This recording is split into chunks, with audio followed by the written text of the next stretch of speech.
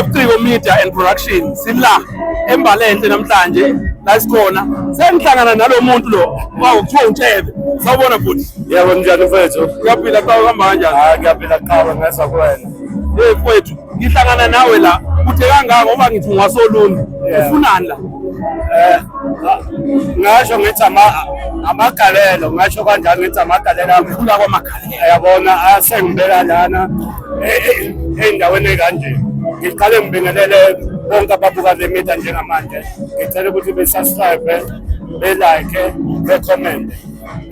bafethu la ngikhona ngisebhamshela emcimbini embalenhle umcimbi owenziwa umfethu okuthiwa u-DJ Walker engahambi yedwa ehamba namacula asebhamshela kahle hle ya Ntshebe yabo mfethu mangathiwa xoxela thina ufika nini endimeni ufika kanjani endimeni thina sesikubona usushaya ezakho zo TikTok kambe uthini item lakho uzobezwa angihebo nje uzobezwa endimeni ngifike ngo-2013 ya actually ngifika ngiyaxolisa ukukhuluma isingisi kuyasho ukuthi nemfundo iphezulu kodwa akekho-ke lapho endimeni ngifike ngo-2013 ngisuka Olundi ngisuka endaweni yasemakhaya kakhulu endaweni ekuthiwa isemakhosini esigodini okuthiwa iwanobamba la ngisuka khona lento bengingayazi ukuthi iyi-talent bengizenzela nje esikoleni ngathi uma ngifika lana ngiyakhumbula bengifunda e-PC training lapho engenza khona i-hospitality yami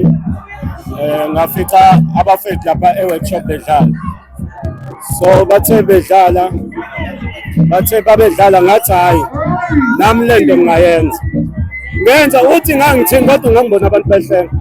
mana ufika nobani ufika no-ankeli nogebhu noma ubafica ufika nobani uhleko mfethu kunalo mjida so rest in peace my twin yeah so rest in peace lo bemncane ngomzimba bekazi kanjalo ngifike naye e-workshop hayi lapho bekusanzima hayi manje mfethu bekusanzima ubuwazi ukuthi laphana uno-ankeli laphana kokuqala ya usazokagqoloza nje ukuthi mdala lana yabo uzoba ugebhu nogebhu onganengane mfethu nabo ngathi esandleni sami bayifakile indima ngeke ngibabala abaningi kodwa umuntu engamqhakambisa kakhulu lo mfethu washona nobhuti umlungu uDamkheni Damkheni ulenzile iqiniso kumina ngisandla sakhe nje ngingaka mfethu so uNtshebe kahle wenzani uyi-comedian u-MC umuntu iwenzani Ntshebe endimeni lento lena ngingayibiza ngani uma unamathalente amaningi yabo ugcina akukho la ngafika khona kumaskanda ngiyafika kuyigqomi ngiyafika kuyi-hip hop ngiyafika akukho la ngafika khona manje nami ngize ngiy'buze kusho ukuthi i-talent elikhona angazi bathini ukufesayo angazi lento le abayishoyo ngesingisi yabo bhuti omdala ngoba nawe ngakufica futhi bhuti wangibukela mfethu kodwa ko-MC umuntu engamqhakambisa kakhulu mfethu u-Kiss Before leya nkunzi leyana wangifaka esiteji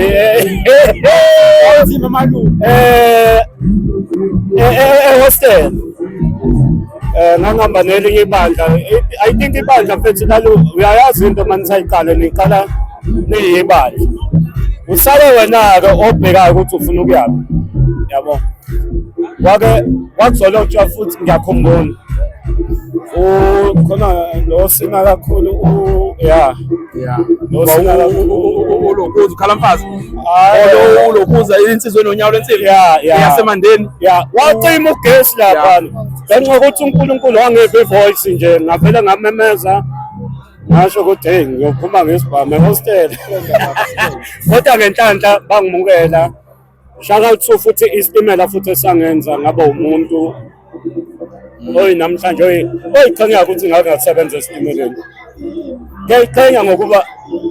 umuntu oshizilile angisho ukuthi sengiyintswembu but